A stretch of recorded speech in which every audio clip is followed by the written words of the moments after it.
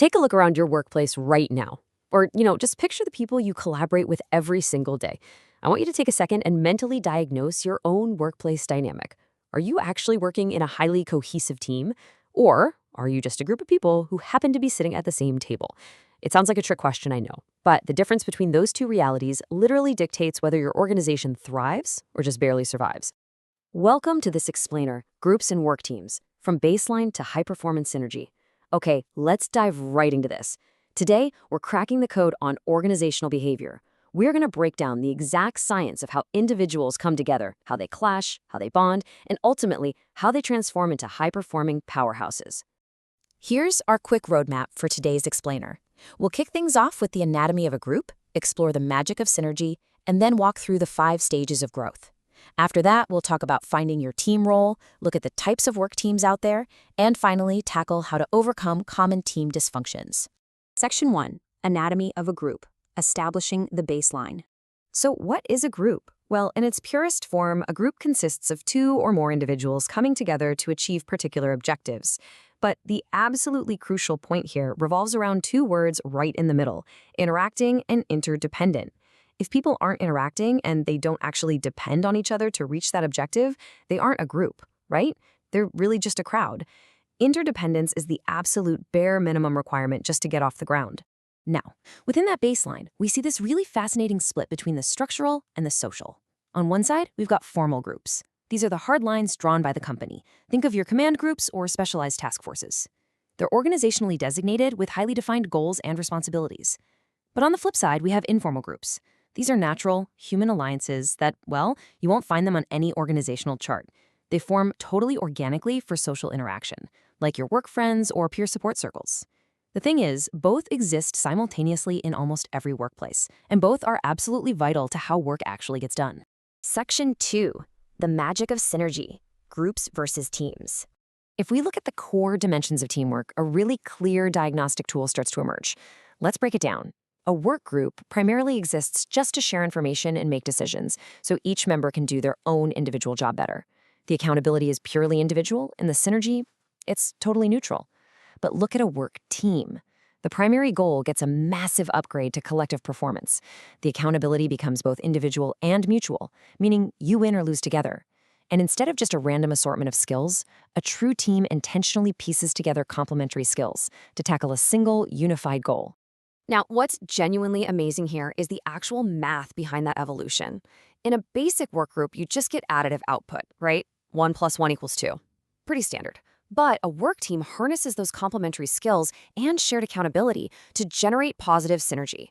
Collective output produces nonlinear performance gains, which basically means the performance of the team is genuinely greater than the sum of its individual inputs. Suddenly, 1 + 1 = 3, or maybe even more. That exponential output, that is the literal magic of true synergy. Section 3. The 5 stages of growth. Tuckman's model. Of course, exponential output doesn't just happen overnight. Teams actually have to walk a very specific chronological path, starting with stage 1, forming. This is where everyone's polite, a little guarded, basically just testing the waters. Then comes stage 2, storming, which is usually characterized by conflict as people fight over control, roles, and hierarchy. It can get a little messy. But if you survive that, you hit stage 3, norming, where cohesiveness finally starts to develop and shared expectations are set in stone. This unlocks stage 4, performing. Here, the team is fully functional, roles are flexible, and the primary focus is just optimal productivity.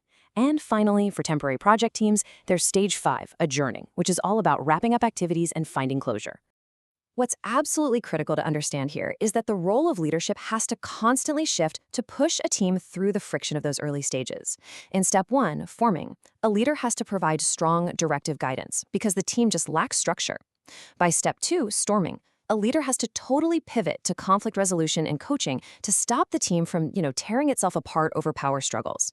And once they finally reach step 3, norming, the leader needs to step back into facilitation and delegation, basically allowing the newly cohesive group to establish its own productive standards. Section 4. Finding your team role, task versus maintenance. Every successful team requires a duality of roles to be filled. It's kind of like a balancing act. On one hand, you have task-oriented roles, the initiators who propose new ideas and the evaluators who assess the logic. Their entire focus is executing the hard tasks and just getting the job done.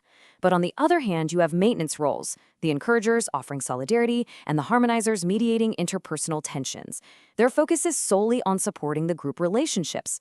And this brilliantly illustrates a core truth. You cannot reach peak synergy without both the execution of the task and the maintenance of the humans actually doing it. Section 5. Types of work teams. Designing the engine. So let's look under the hood. There are 4 major types of work teams you're going to encounter out there. First step, problem-solving teams. These are usually 5 to 12 employees from the same department meeting up weekly to improve quality and efficiency. Then you have self-managed teams. They go a step further. They are highly interdependent and actually take on the operational decision-making and planning roles of a traditional supervisor. Next are cross-functional teams, which pull employees from the exact same hierarchical level but completely different work areas to collaborate on complex, multi-dimensional projects. And finally, virtual teams. These use digital channels to unite physically dispersed members across geographic boundaries to achieve a common goal. Section 6. Overcoming team dysfunctions. Now, what's really fascinating here is how predictably human nature can sabotage our collective output. First is social loathing, also known as the Ringelmann effect, and it's this frustrating tendency for individuals to subconsciously expend less effort when working collectively than they would when working alone. Then there is groupthink, which is a really dangerous phenomenon in highly cohesive groups, where the overwhelming desire for consensus completely overrides realistic appraisals of alternative ideas. We also see group polarization, where group discussions push members to adopt much more extreme positions than they held individually. And finally, role conflict, which breeds major dissatisfaction when an individual faces completely contradictory expectations about what their role even is. Fortunately, we aren't helpless against these dysfunctions. We just need some concrete strategies to restore team health. To counter social loafing, leaders have to make individual contributions totally identifiable. So implement peer evaluations and base group-level rewards partially on individual performance ratios. That way, there is literally nowhere to hide. To tackle groupthink, you have to engineer psychological safety, appoint a designated devil's advocate, actively encourage open disagreement, and maybe even invite external experts to audit your critical decisions so you don't end up trapping yourselves in an echo chamber. So we've traced the entire arc today, from the baseline anatomy of a group all the way to diagnosing highly complex dysfunctions. I want to leave you with this provocation to take back to your own workplace.